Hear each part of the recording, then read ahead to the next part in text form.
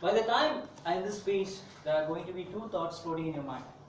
Number one, is it much necessary to talk about this? Or is it much important to talk about as it can never be changed? Second, does this really happen because it's really invisible to my eyes? Some might feel it boring and some might feel that it's a nonsense. Good afternoon, Toastmasters. I'm going to present a speech about being mellus. Mellus, a light refracting granular material formed by the oxidation of amino acid tyrosine, which is responsible for me being a black person, which is responsible for me being socially isolated at some points in my life. I'm black, I'm mellus. By this time, someone might have whispered, who cares? Unless you're not the person sitting in Israel with someone pointing the gun on you, you would probably be sitting and smiling and say, who cares? Because you haven't seen things from my eyes. Let me tell you some incidents from my life. By the time I joined the school as a young kid, there were only few black female students in my class. We were the one usually isolated in the sense no girl would talk with us and teachers won't like us. You won't believe me that I was punished in my third grade for writing a love letter to my classmate, of which I had no idea what it was. The teacher pointed out me and said, Santhosh, only you could have done such a thing. And I was like, what? Why me? The same year, I was also humiliated for not knowing ABCD, which actually I did know, but they would not give me a second chance to prove the same because they could judge me by my appearance. Every day, someone would come and laugh at me saying, Santhosh, how you manage without having a bath, man? You become so black, you look so sick. Even one of my friends, said to another guy, dude, you become so black to smoke a cigarette. I was like, this guy started to care about his skin color rather than about his lungs. And we never accept that we are racist. In our club, in one of the meetings, a Toastmaster called a black guy as a black beauty, and guess what? Everybody was laughing at him like anything. Were we thinking that black and beauty were the opposite poles? Yes, we were, but we never accept that we were racist, right? I'm always been with so down-to-earth people who can confess to a fair man like Doraichami, bro, you're so white, you're so bright, I want to be like you. I'm not that one. I was watching this reality show on TV one day, and where the host goes and asks to a fair child, a small kid, young kid, how can I become fair as you? And the child, who hasn't seen the real world and not probably affected by its thought, replied, you have to bath daily. And everybody on the set was laughing hell out of themselves, and we are not racist. I was bullied in my school for being black, and even I was locked in my school restroom for an hour. So I started to spend a lot of money on fairness product, fairness treatment, and I even used to scratch my skin daily, slowly day by day. But it didn't work out.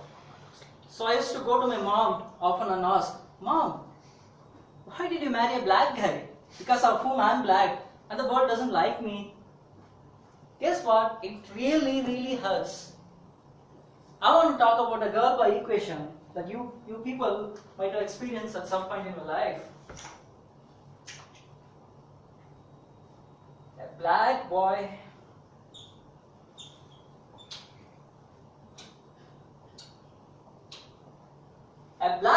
with a white girl, either the girl must be bad, mad, or the boy must be rich.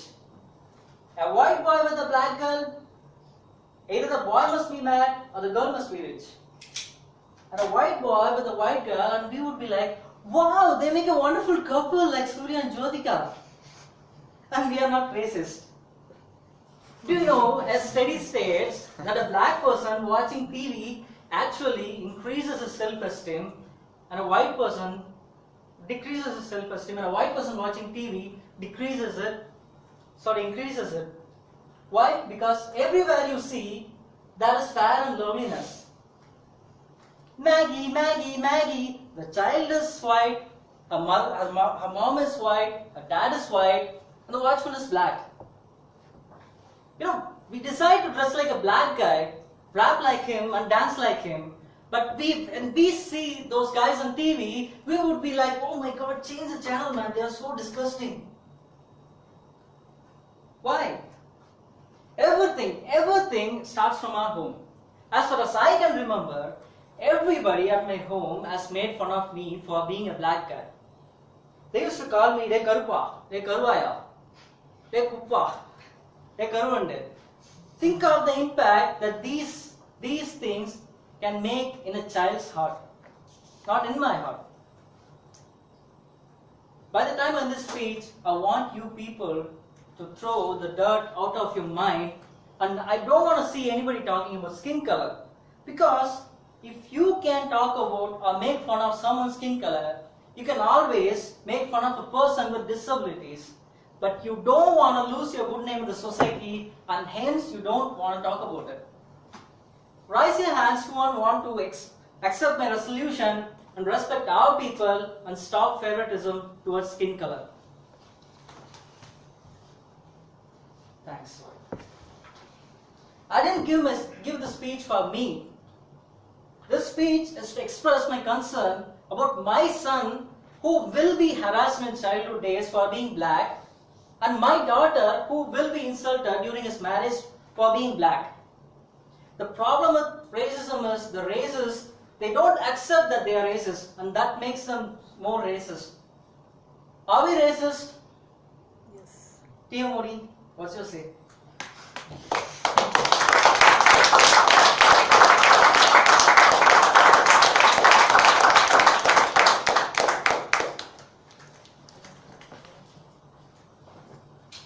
What a speech.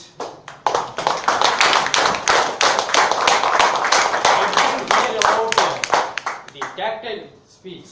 The speech and slide is so responsive, so powerful. We should avoid the racism. Thank you, Santhosh, for your wonderful speech.